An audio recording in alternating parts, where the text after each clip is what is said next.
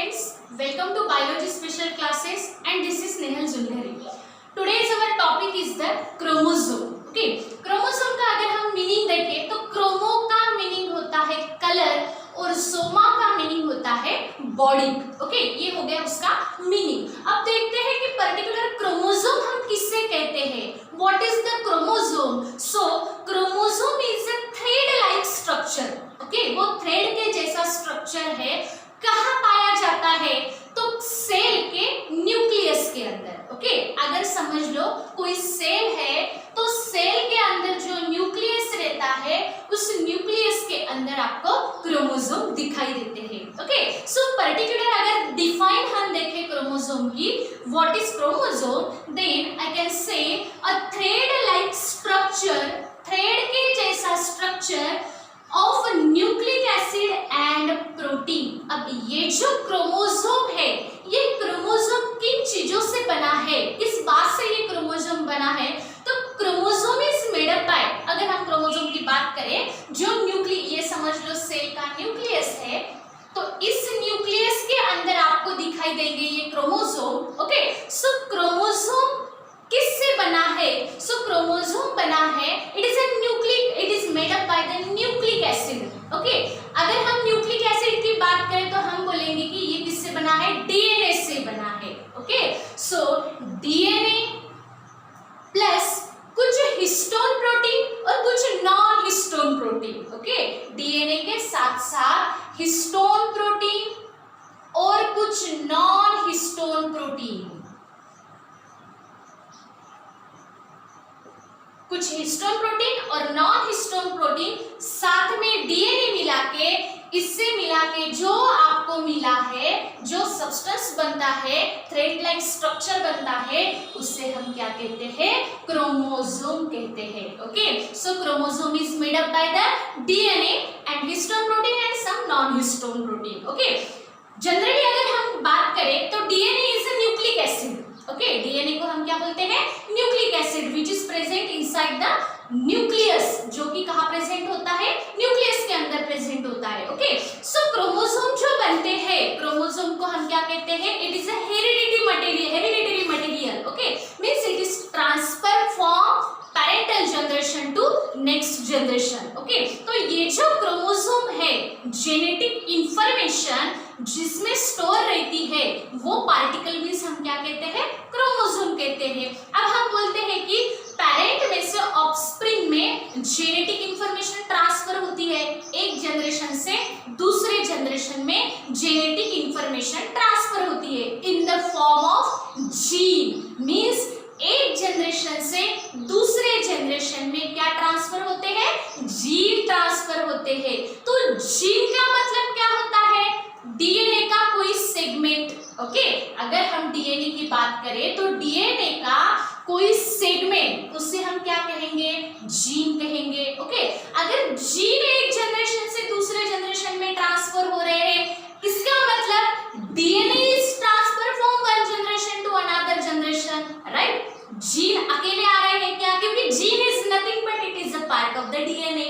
Okay, means DNA जो है वो एक जनरेशन से दूसरे जनरेशन में आ रहा, बट डीएनए सिंगल नहीं आता, सेपरेट नहीं आता. वो किसके साथ आता है?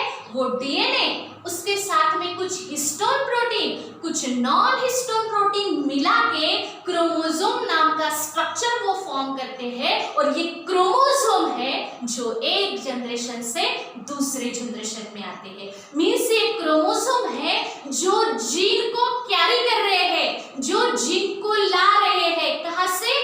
एक जनरेशन से दूसरे जनरेशन में. एक जनरेशन से दूसरे जनरेशन में जो जीन आ रहे हैं वो किसके जरिए आ रहे हैं? क्रोमोसोम के थ्रू आ रहे हैं. मींस ये क्रोमोसोम है जो एक जनरेशन से दूसरे जनरेशन में आते हैं. और ये क्रोमोसोम क्या लाते हैं? जीन को लाते हैं. और जीन किसके लिए रिस्पॉन्सिबल है? For the character. मींस ये जो कैरेक्टर आ रहे हैं, ये जो हेरिडिटी आपको दिख रही है, इसके लिए रिस्पॉन्सिबल वाला पार्टिकल मतलब क्या है? क्रोमोसोम है. ओके, एक्चुअली क्रोमोसोम आते हैं पेरेंट में से ऑफस्प्रिंग में, ओके। बट इन द ये जो क्रोमोसोम है, ये क्रोमोसोम डीएनए और हिस्टोन प्रोटीन से बना है और डीएनए के ऊपर आपको जीन दिखाई देंगे, ओके। मींस जीन आ रहे but in the form of chromosome. Means ये क्रोमोसोम है जो पेरेंट में से ऑफस्प्रिंग में जीन को ला रहा है। मींस हेरिडिटी को कौन ला रहा है? तो हेरिडिटी किसकी वजह से आ रही है? क्रोमोसोम से, जो हेरिडिटी को लाती है, okay. So chromosome is thread like structure. ये अगर आप क्रोमोसोम की बात करें तो क्रोमोसोम आपको कैसे दिखाई देते? तो थ्रेड लाइक स्ट्रक्चर आपको दिखाई देता है। और ये किससे बना है? तो ये बना है nucleic acid means DNA, okay, and protein, okay. Nucleic acid और प्रोटीन से बना है और खास करके हिस्टोन प्रोटीन और कुछ नॉन हिस्टोन प्रोटीन, ओके। इस प्रोटीन और डीएनए के साथ कौन बना है? इसको मिला के कौन बने हैं? क्रोमोसोम्स बने हैं, ओके।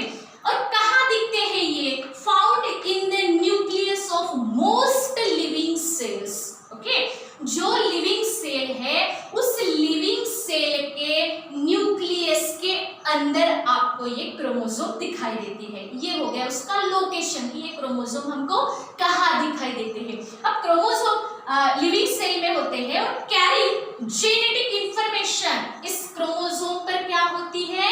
जेनेटिक इंफॉर्मेशन होती है जो पेरेंट में से चाइल्ड में आएंगी या पेरेंटल सेल में से नेक्स्ट सेल में आने वाली है, ओके। तो ये जो जेनेटिक इंफॉर्मेशन है वो जेनेटिक इंफॉर्मेशन किसके ऊपर होती है? क्रोमोसोम के ऊपर होती है, okay. Genetic information in the form of gene. वो जो जेनेटिक इंफॉर्मेशन है वो किसके फॉर्म में है? जीन के फॉर्म में है, ओके। मींस से क्रोमोसोम पर जीन है और वो जीन क्या डिटरमाइन करते हैं? कैरेक्टर डिटरमाइन करते हैं। मींस ये जो जेनेटिक इंफॉर्मेशन है वो किसके फॉर्म में है? जीन के फॉर्म में। और जीन आ गए एक जनरेशन से दूसरे जनरेशन में, जीन आ गए कि ऑब्वियसली वो जीन वाले कैरेक्टर भी आ जाएंगे, राइट। मींस ये जो हेरिडिटी आ रही है, इस हेरिडिटी के लिए रिस्पॉन्सिबल है जीन, और जीन को कौन लाता है? क्रोमोसोम लाता है। क्योंकि क्रोमोसोम किससे बने हैं? डीएनए से बना है। और डीएनए का कोई सेगमेंट, इसको हम क्या कहते हैं? जीन कहते हैं, ओके। जीन, देखो जीन जो है वो डीएनए का कोई पर्टिकुलर सेगमेंट, समझ लो डीएनए का कोई टुकड़ा, उसे हम क्या कहेंगे?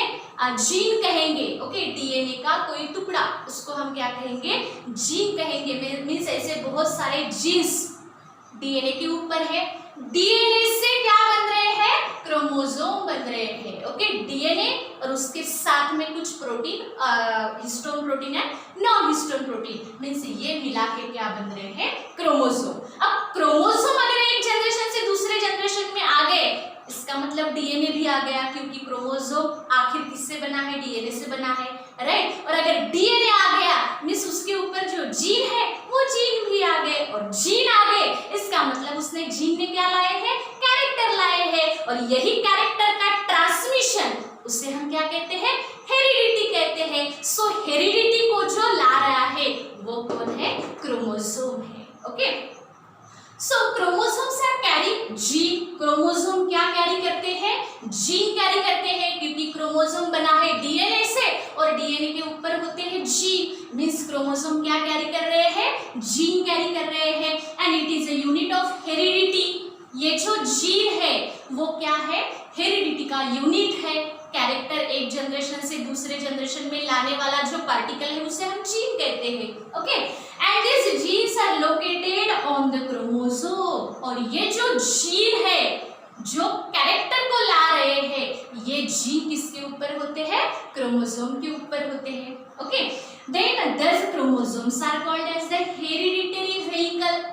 अब व्हीकल हम किसे कहते हैं? जो एक जगह से हमें दूसरी जगह ले जाता है उसे हम व्हीकल कहते हैं। अब ये जो हेरिडिटी आ रही है एक जनरेशन से दूसरे जनरेशन में, जो हेरिडिटी आ रही है इसको कौन ला रहा है? हेरिडिटी को, मींस ये जो कैरेक्टर का ट्रांसमिशन, उसे हम हेरिडिटी कहते हैं। और ये जो कैरेक्टर ट्रांसमिट हो रहे हैं एक जनरेशन से दूसरे जनरेशन में, तो इस ट्रांसमिशन को कौन रिस्पॉन्सिबल है? जीन रिस्पॉन्सिबल है, ओके, और वो जीन जो है वो क्रोमोसोम पे है, मीन्स हम क्रोमोसोम को व्हीकल कहते हैं, कह सकते हैं, राइट। मीन्स एक जगह एक जनरेशन से दूसरे जनरेशन में हेरिडिटी को ले जाने वाला व्हीकल, मतलब क्या हो गया, क्रोमोसोम हो गए, okay. Chromosome is the hereditary vehicle जो हेरिडिटी को एक से दूसरे जनरेशन में ले जाता है। उसके बाद में chromosomes are of two type. अब ये जो क्रोमोसोम सेल में होते हैं, ओके, सेल में, लिविंग सेल के अंदर क्रोमोसोम होते हैं। अब ये जो क्रोमोसोम है वो क्रोमोसोम दो प्रकार के हैं, two types of chromosome are present, okay. अब जो दो टाइप है, तो दो टाइप देखो, दो प्रकार की सेल बॉडी में दिखाई देगी, ओके। कुछ सेल को हम सोमैटिक सेल बोलते हैं, सोमैटिक सेल, और कुछ सेल को हम जर्म सेल बोलते हैं, जर्म सेल। अब सोमा का मीनिंग मैंने पहले ही बताया कि सोमा का मीनिंग क्या होता है, बॉडी, ओके।